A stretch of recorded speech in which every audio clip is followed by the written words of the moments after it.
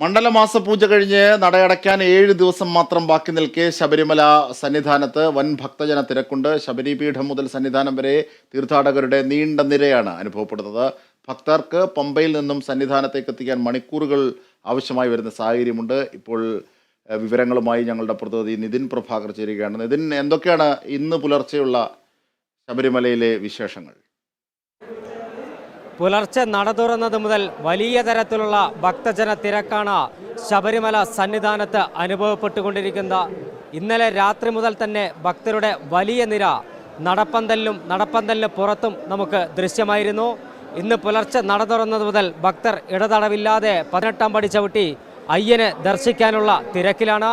നടപ്പന്തലിന് പുറത്തും വലിയ തിരക്ക് അനുഭവപ്പെട്ടുകൊണ്ടിരിക്കുന്നു. പമ്പയിലും സമാനമായ അവസ്ഥയാണുള്ളത്. ചരംകുത്തിയിലും മരക്കൂട്ടത്തുമടക്കം ഭക്തരുടെ ഒരു വലിയ നിര തന്നെയുണ്ട്.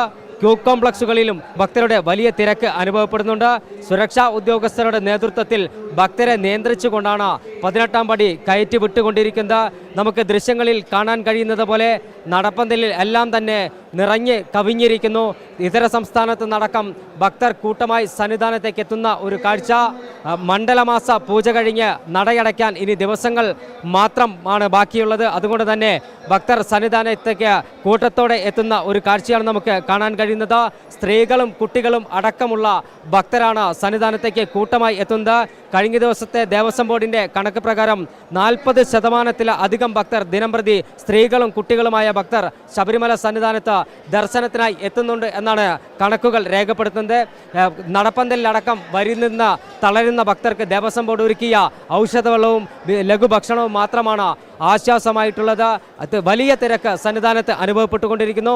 വരും ദിവസങ്ങളിലും തിരക്ക് വർദ്ധിക്കാനുള്ള ഒരു സാധ്യതയാണ് കാണുന്നത്. കാരണം മണ്ഡല മാസ പൂജ കഴിഞ്ഞ നടയടയ്ക്കാൻ ദിവസങ്ങൾ മാത്രമാണ് ബാക്കിയുള്ളത്. അതുകൊണ്ട് തന്നെ പ്രഭാകരനാണ് വിവരങ്ങൾ, വിശദാംശങ്ങൾ ശബരിമലയിൽ നിന്നും ഇന്നത്തെ വിവരങ്ങളായി നൽകുന്നത്.